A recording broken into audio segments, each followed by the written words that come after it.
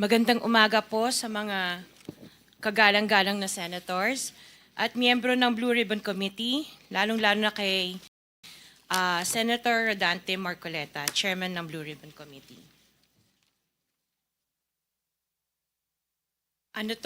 Joint statement ng namin mag-asawa. So I will read partial and then my husband will also read the other half of the sworn statement. So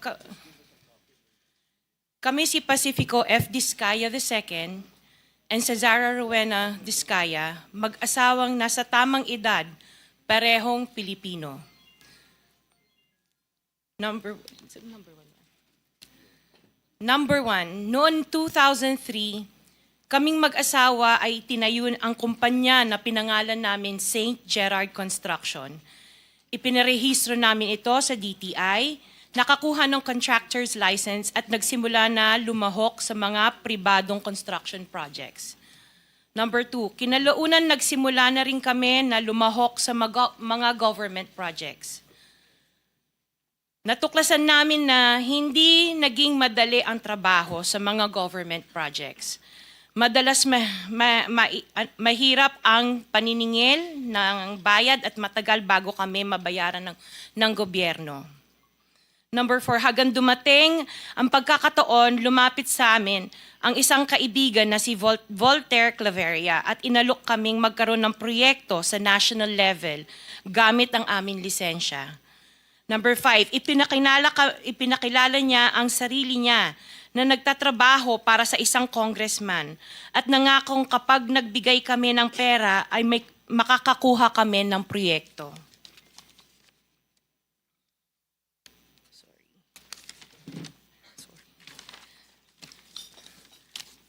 Number 6, dahil wala kaming alam sa kalakaran sa pambansang proyekto sa gobyerno, nagtiwala kami at ibinigay ang lahat ng ipon naming mag-asawa. Sa kasamaang palad, niloko lang niya kami. Naglaho siya, dala ang pera namin mag-asawa. Nagpunta kami sa DPWH para i-report ang nangyari, pero hindi nila ito pinansin. Kahit ganon, hindi kami sumuko. Gusto ko pa rin gawin ng tama ang negosyo, kaya patuloy kaming sumasali sa mga biddings sa gobyerno.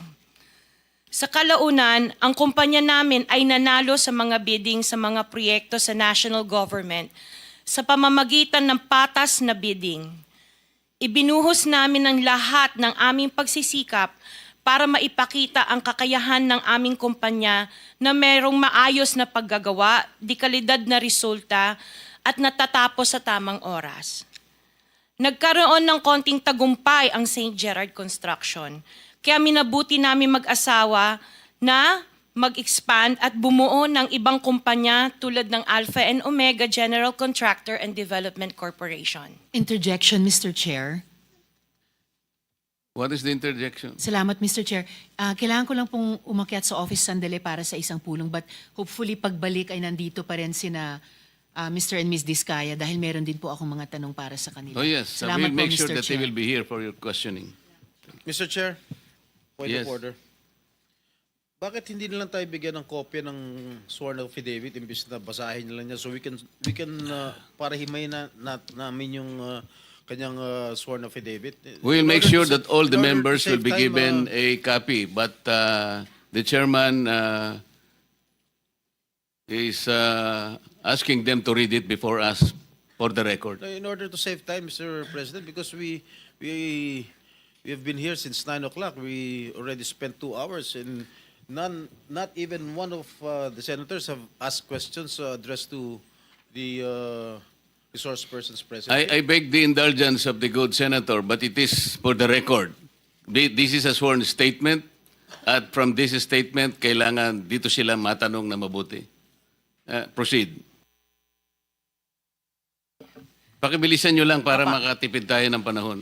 Ngunit nung nagsimula ang makilala ang St. Gerard Construction, dumating naman ang panibagong pagsubok. Unti-unti nagsilapitan ang mga district engineers at mga regional directors ng DPWH at mga chiefs of staff na mga mambabatas na nag-aalok ng mga proyektong sinasabi nilang pondo na mambabatas. Noong una, sinubukan naming labanan ng mga ito sa pamamagitan ng pagre-report sa DPWH at pagpapadyaryo ng mga tiwaling kawani ng gobyerno, subalit hindi sila natitinag sa mga ito. Sabi nila dapat tanggapin namin ang realidad na dapat kaming magbayad sa mga pambabatas kung gusto po namin magpatuloy na magkaroon ng project sa gobyerno. Kung hindi, binabala nila na matatanggal na sa listahan ang kumpanya namin at hindi na makakakuha ng kahit anong proyekto. Hindi namin ginusto kailanman na mapasama sa ganitong sistema, pero kailangan namin magpatuloy para sa pamilya at mga empleyado namin. Dahil sa aming paglaban sa mga tiwaling bidding, maraming beses naming naranasan na ma-disqualify ng Bids and Awards Committee ng DPWH na hawak ng mga mambabatas na nagpondo sa proyekto. Dahil naiipit na ang aming negosyo, lumulubog na kami sa lumalaking utang ng kumpanya at peligro sa buhay ng aming pamilya. Napilitan kaming makisama sa kalakaran kahit labag sa aming kalooban. Magandang umaga po, Mr. Chair at kagalang-galang na senators at miyembro ng Blue Ribbon Committee, lalong-lalo po kay Senator Rodante Marcoleta. Diretso na. Number 15, sorry po. 16, paulit-ulit kaming ginamit ng mga nasa pwesto sa sistemang ito. Wala kaming magawa dahil kung hindi kami makikisama, gagawa nila ng problema ang project na na-award sa amin sa pamamagitan ng mutual termination o pagkakaroon ng right-of-way problem na parehong nagdudulot ng hindi matuloy ang implementasyon ng mga proyekto. Matapos naming manalo sa mga bidding, may mga opisyal mula sa DPWS ang lumalapit sa amin para humingi at kumuha ng bahagi niya sa halaga ng proyekto. Ang hinihingi nilang porsyento ay hindi bababa sa 10% at umaabot pa sa 25% na naging kondisyon upang hindi maipit ang implementasyon ng kontrata. Ito ay binibigay namin sa kanila ng cash. Ang bawat transaksyon ay may karampatang voucher at ledger na nagsasaad ng mga araw at kung kailan nila ito natanggap. Ilan sa kanila ay sina Terence Calatrava, former Undersecretary of Office of the Presidential Assistant of the Visayas of the Philippines, Kong Roman Romulo of Pasig City, Kong Jojo Ang of Uswag Ilonggo Party List, Congressman Patrick Michael Vargas of Quezon City, Kong Juan Carlos Arjo Aitaide of Quezon City, Nicanor Nicky Briones of Agap Party List, Congressman Marcelino Marcy Teodoro of Marikina, Congressman Florida Robes of San Jose del Monte, Bulacan, Congressman Leandro Jesus Madroño of Romblon, Congressman Benjamin Benji Agarao Jr., Congressman Florencio Gabriel Bemnoel of Anwaray Party List, Kong Leo de Ode Tariela of Occidental Mindoro, Congressman Reynan Arrogancia of Quezon Province, Kong Marvin Rillo of Quezon City, Kong Teodoro Haresco of Aklan, Kong Antonieta Yudela of Zamboanga, Sibugay, Kong Dean Asisio of Caloocan, Kong Marivico Pilar of Quezon City. 21. Mayroon ding mga kinatawa ng ilang politiko na nakikipagtakbo sa amin upang manghingi ng porsyento kapalit ng mga porsyento ng mga proyekto. Ang mga porsyentong ito ay 25% ay ipinipilit sa amin bilang karaniwang kalakaran na wala akong kakainang tanggihan.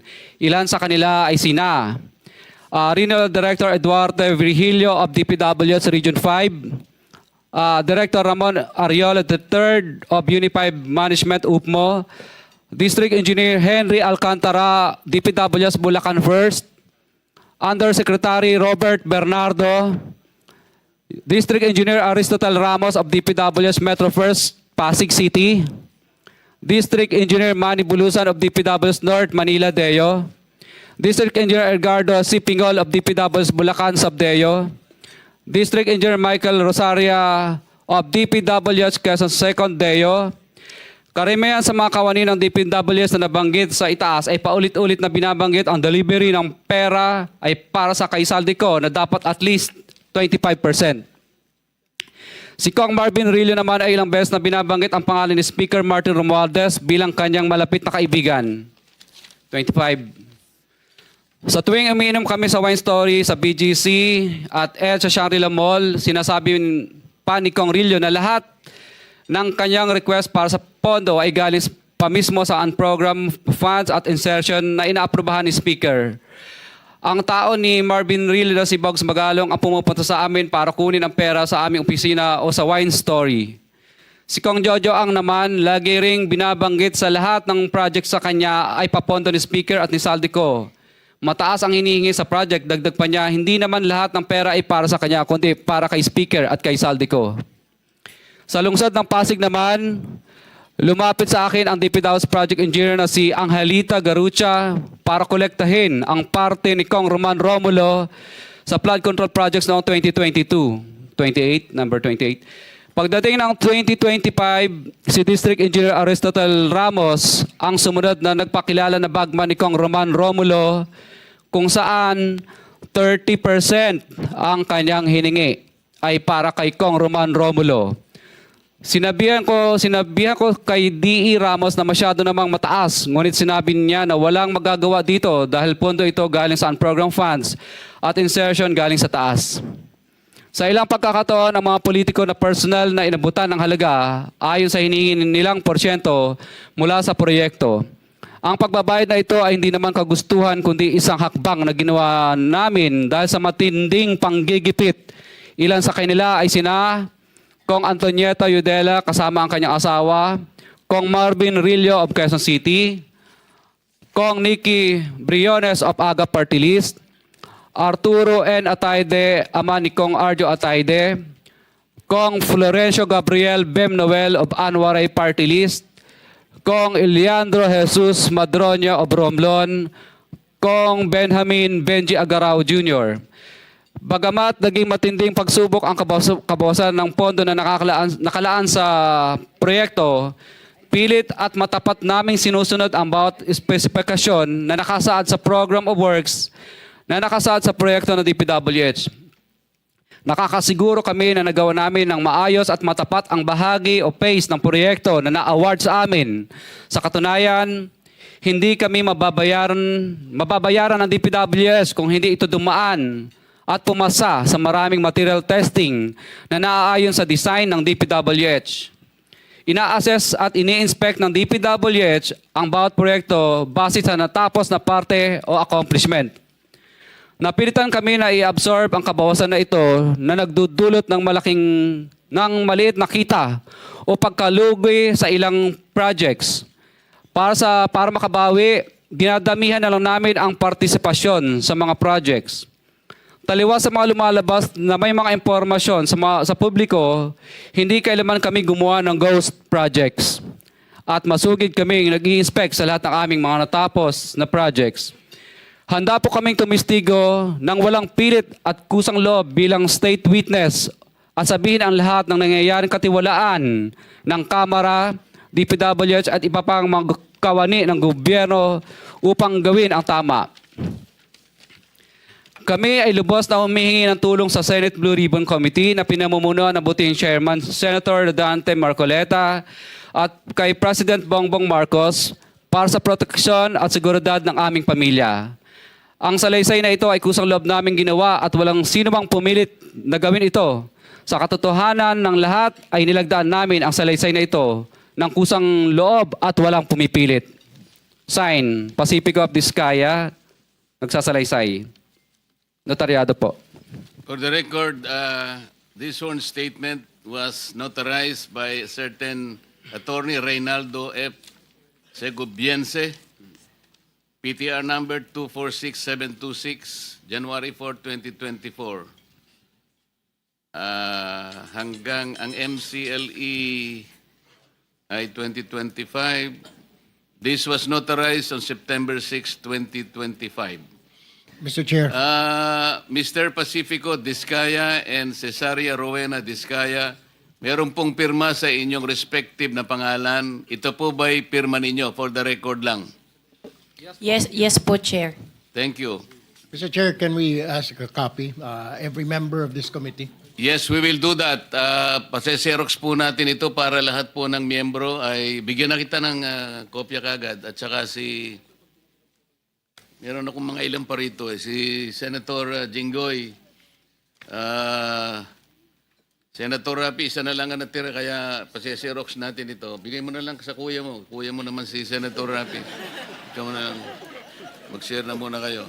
So, sino po ang gustong magtanong habang base po dito sa sinumpang salaysay na ito, sino po yung gustong magtanong sa kanilang dalawa? Mr. Chair. Senator Erwin. Una ko pong tagatanungan dito po kay Ginoong Pacifico Discaya. Nabanggit niyo itong mga pangalan po ng mga congressman. Sila po ba mismo? Mukhang dalawa lang po yung binanggit niyo na personal ninyong inabot yung pera. Itong mga napakadaming pangalan na binabot ninyo, paano po ibinibigay yung parte nila, yung komisyon na sinasabi niyo 25%, 30%? Sino po? May tao po ba? May bagman po ba? Kadalasan po, ako po ang nagbibigay o minsan po may inuutusan po ako, nagtatawagan lang po kami para sa hinihingi. Maaari mo po bang ibigay sa amin sa kumiting ito ang pangalan ng mga pinag-aabutan ho niyo ng pera kung hindi mismo yung mambabatas ang inaabutan ninyo? Maaari po ba or litrato man lang parang malaman ho natin kung sino pong inaabutan po ninyo ng pera? Kay Terence Calatrava po, nag-usap po kami nito sa kanyang kondo po sa Makati. Tapos ang inuutusan na lang po niya na kumuha po ay si Diane Tan. At saka yung kasama pa po si Andrew po ang pangalan. May mga contacts number po ako. Sila po ang tagakuha sa office. Pero iba-iba po ito. Iba-iba po itong mga bawat congressman. Iba-iba po yung kumukuha. Tama po ba? Opo, makadalasan po parang mga COS nila or mga pinagkakatiwalaan nilang tagakuha lang po. Opo. For example po, si Kong Roman Romulo naman po. Kadalasan po si Kong Roman Romulo, ang tagakuha po niya si tagakuha niya si Ma'am Engineer Angelita Garucha, empleyado ng DPWH yun. Tapos pinalitan naman po yun ni DE Aristotel noong 2025. District Engineer po siya ng DPWH First Metro.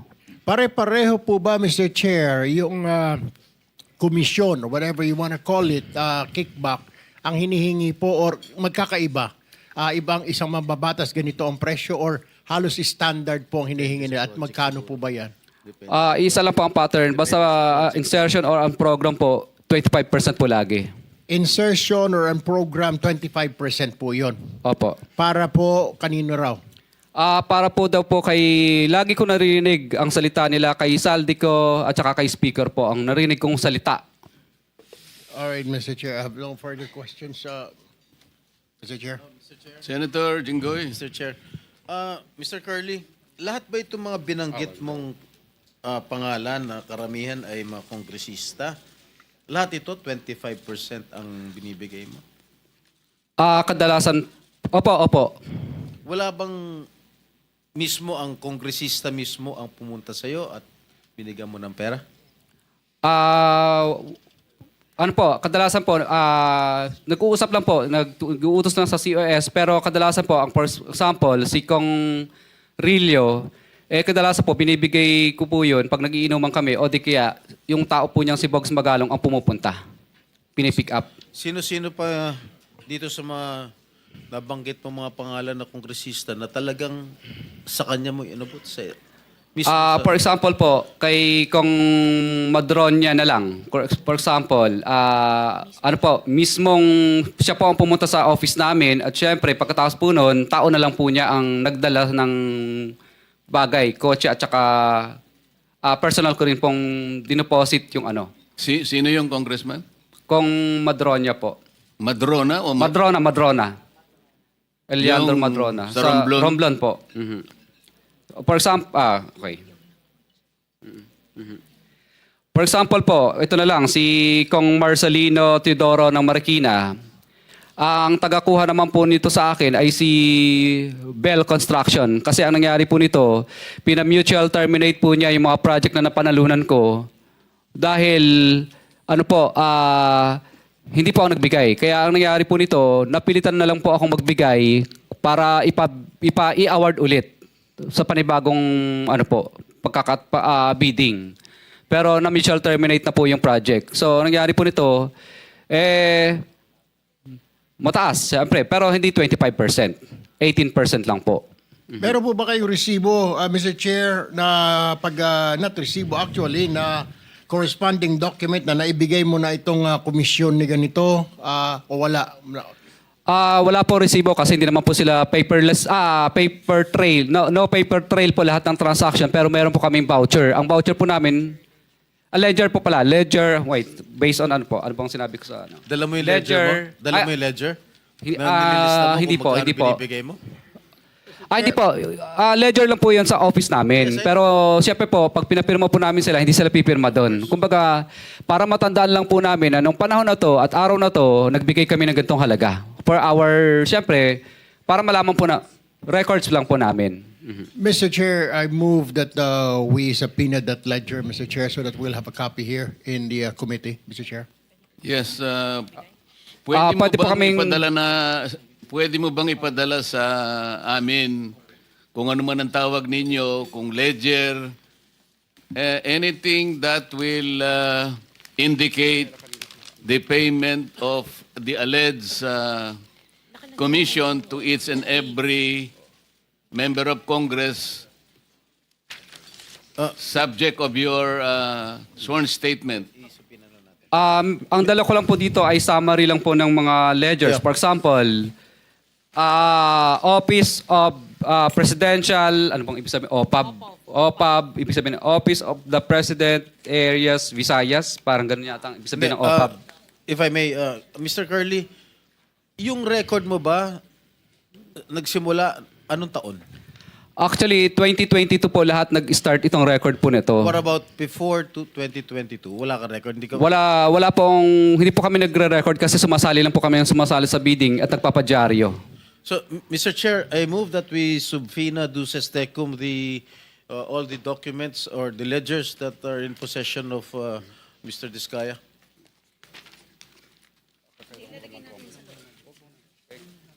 Mr. Diskaya, I seconded, Mr. Chair. Mr. Diskaya, narinig mo ba yung motion ni Senator Jinggoy? Kailangan ninyong ipadala sa Blue Ribbon lahat ng mga mapagbabasihan nating kung ledger man ang tawag nyo, kung ano man, hindi namin alam ang nomenclature, pero mapagbabasihan na pwedeng matukoy na nagbibigay nga kayo ng komisyon sa mga taong binanggit nyo sa inyong sworn statement.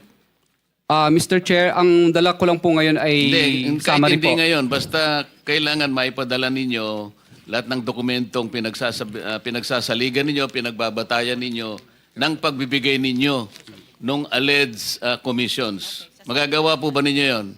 Kailan po ninyo gagawin? Ipapaasa po namin. Sige po, salamat po. Other members Senator Rapi, baka meron kang may tatanong ngayon. Sige.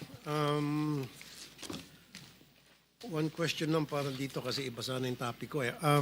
Tuwing kailan po kayo nabibigay ng parte nila? Was that before, before the project is accomplished or after the project has been accomplished? Kadalasan po, Mr. Chair, kadalasan pag yung ma-award yung project. Ibig sabihin po, hindi po i-award sa iyo ang project kapag hindi ka po nagbigay. So ibig sabihin advance? Opo, parang ganun po.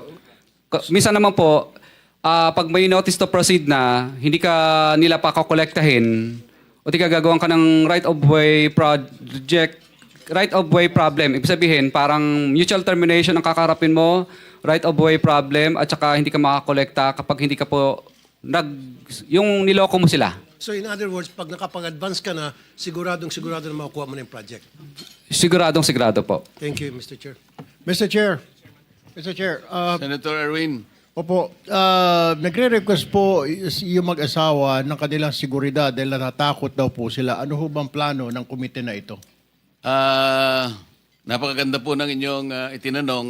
Bago ko po kasi, nung matanggap ko po itong sworn statement na ito, ay kagad akong nakipag-ugnayan sa ating Department of Justice. At doon po ay sinabihan ako ng ating kalihim, Boyeng Rimulya, na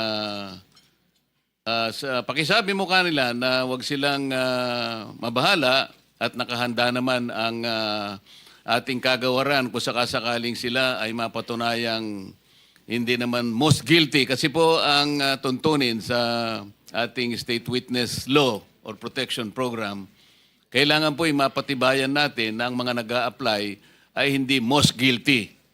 Ibig sabihin, guilty ka, ngunit hindi ikaw ang pinaka-guilty. Kasi kung kayo po yung talagang pinaka-guilty, hindi po kayo mag-qualify.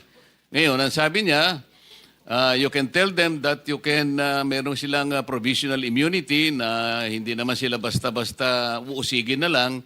Preparation na po ito sa pag-apply nila sa ating State Witness Program. Ganun po yung kanyang kasiguruhan na kanyang sinabi sa akin. Kaya yun po ang aking maitutugon sa inyo ngayon. Mr. Chair. Senator Bato and then Senator Sherwin. Thank you, Mr. Chair. Unang-una, I would like to thank the Diskaya couple for giving everything that they know to this committee. I just would like to advise the Diskaya couple, Mr. Chair, na kung meron mang bulletproof yung sasakyan ninyo na yung magaganda sasakyan, gamitin na ninyo. Sa dami na pagbaba sasakyan ninyo niya, ngayon dito, gamitin ninyo. Because I'm very much concerned sa iyong security dahil sa bibigat ng mga pinagsasabi niyo dito, hindi niyo alam, kahit na yung congressman na binanggit niyo, walang interes sa buhay niyo. Merong gustong sasakay, halimbawa mga taga-kaliwa o mga NPA dyan, para guguluhin itong Pilipinas, aambusin kayo, tapos ituro doon sa mga congressman, gulo na ang Pilipinas. Baka magiging Indonesia tayo nito. Kaya mag-ingat kayo. I advise you to take all the necessary precautionary measures as far as your safety is concerned. Ngayon, tanungin ko kayo, meron kayong sinabi na isang congressman o ilang congressman ba nagsabi na kaya ganito kalaki ang SOP na hiningi namin sa inyo, 25% to 30%. Dahil hindi lang sa congressman ito, hindi lang ito sa akin, kundi binibigyan namin si Congressman Saldico at saka si Speaker. Alam ba niyo kung ilang porsyento dito napupunta kay Speaker, ilang porsyento napupunta kay Saldico sa 25% na ito? Wala po. Dahil ang narinig ko lang po ay para lang po kay Saldico at kay Speaker. Yun lang po ang narinig ko, yung 25%. Pero wala na po akong idea sa iba. So, ma-presume natin by this committee, you want to make us believe that yung 25% na binigay mo doon sa congressman, lahat yun mapupunta kay Saldico at kay Speaker o mayroong naiwan sa kanya? Narinig ko lang po sa bibig po ng mga kausap ko na mga politikong personal ko pong nakausap. Kasi yan po ang lagi nilang pinagyayabang. Lalo pag may lasing na po akong kausap na na politiko. Siguro mo ito dahil alam mo, Teka muna. this is not a laughing matter. Teka muna. This is not a laughing matter. Teka This muna is a very kasi serious- baka mamaya lasing yung kausap mo kaya niya nasabi yung 25%. Pag tinatawagan din po ako, lagi din pong pinagmamayabang na pinahihingi na po sa taas. Sa taas. Kahit hindi sila lasing, ganun ang kanilang Yes po, sinasabi. pinahihingi na po at pinakukuha na. At nagmamadali pa kami, halos magkandara pa kami kung saan namin kukunin at uutangin. At katunayan nga po, yung inutangan na po namin ngayon ay yung bangko po ay sinara na po. Pero sinasabi nila, kaya ganito kataas, 25%, sabagat ibang bahagi nito ay napupunta kay ganito at saka kay ganito. Pero wala ka namang kakayahan para suriin mo kung talagang naibigay kay ganon at saka kay ganon yung party niya. Tama? Yes po, Your Basta, Honor. basta kinuha niya lang, kaya ganito kataas sapagkat ipinakikita niya sa iyo na hindi lang para sa kanya, sapagkat meron pa rin siyang bibigyan. Ganon ang Opo, hindi po. napagkakaintindi mo. Ang danilig ko po sa kanila ay sa 25 na yun, wala pa siya doon. Wala pa siya. So wala pa siya ron. Opo. Solid yun sa taas, hindi yun sa congressman, ha? Yun po ang mga 25 narinig ko sa taas. madalas. Yun lang po ang narinig ko madalas. Kung ano lang po ang narinig ko na 25, wala pa daw sila doon. Wala Ibig sila sabihin, doon. Opo. Kay speaker at kay Saldico lang yung 25? Yun pa ang narinig ko lang. Ah, Imposible. Are you done, Senator? Meron ka bang pictures? Thank you, Mr. Chair. Thank you, thank you. Diskaya, Senator Sherwin. one more. Meron ka bang litra?